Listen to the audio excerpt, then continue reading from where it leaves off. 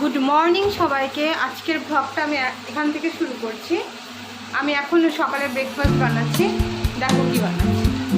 ব্রেকফাস্টে বানাচ্ছি ম্যাগির জন্য প্রথমে এই পেঁয়াজ আছে, এখানে গাজর আছে, ক্যাপসিকাম আছে, সেটা ভেজে নিচ্ছি।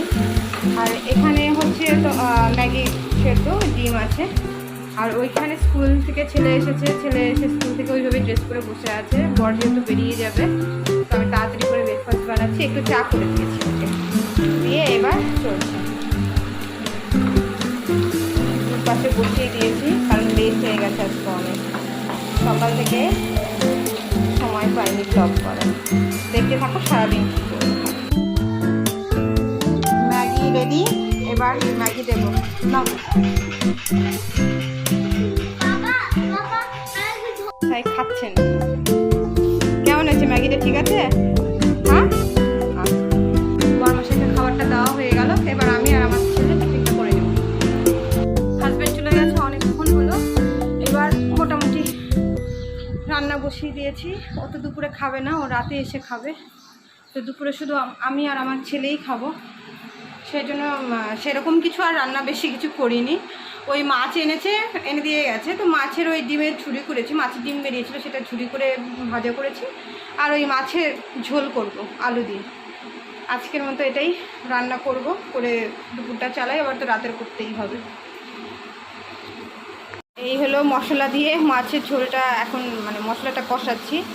এখানে ভাত বসিয়ে দিয়েছি, ওখানে দুধ দিয়ে গেল, দুধটা গরম করে রাখলাম। এদিকে যে ডিমের ঝুড়িটা করে রেখেছি, এখানে মাছ ভেজে রেখেছি। এই তো, চলো রান্না হলে পরে আবার পরে দেখাচ্ছি। রান্না বান্না খাওয়া দাওয়া সব হয়ে গেছে। আমার খাওয়া হয়নি যদিও বা। ছেলেকে খাইয়ে দিয়েছি, খাইয়ে দিয়ে ঘুমও পাড়িয়ে দিয়েছি। দিয়ে আজকে প্রত্যেকদিন তাড়াতাড়ি সকালবেলায় স্নান করে পুজোটা করে নিই, যেহেতু ওর বাবা থাকে না, তো অত কাজেরও চাপ থাকে না। এবার ওর বাবা নেই, এই সপ্তাহে আছে বাড়িতে। ওর বাবা থাকে না পুরো সপ্তাহটা, শনিবার রবিবার করে থাকে, শুধু সোমবার চলে যায়। আর এই সপ্তাহে যায়নি কাজে। এই সপ্তাহে এখানে থেকেই মালদাতে থেকেই কাজ করবে। আজকে রায়গঞ্জে গেছে ডিউটিতে। এবার খাওয়া দাওয়া হলো, ছেলেকে স্নান টান করিয়ে খাওয়া দাওয়া করিয়ে এবার ওকে ঘুমও পাড়িয়ে দিয়েছি। মহারাজ আমার ঘুমাচ্ছে। দেওয়ালের এই আগগুলো দেখে নিয়ে কিছু মনে করবে না, এই পুরো দেওয়ালে এরকম ওর দাগ দিয়ে রেখেছে, যেহেতু খুবই ছোট, কালারও করতে পারছি না, এই একই কারণের জন্য।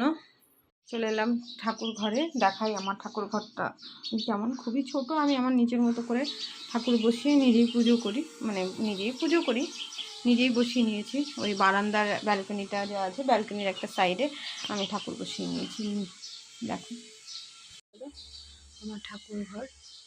দেখো সবার কেমন লাগে অবশ্যই কমেন্ট করে জানাবে। ভালো লাগলে পরে, প্রথম ভিডিওতে তোমাদের এত সাপোর্ট পেয়েছি, এত ভালো লেগেছে যে প্রথম ভিডিওতে যারা যারা সাপোর্ট করেছো, সত্যি এইভাবেই সাপোর্ট করে যাও আমাকে, ব্যাস আর কিছু চাই না। চলো এরপরে আবার সন্ধ্যাবেলা দেখা হচ্ছে।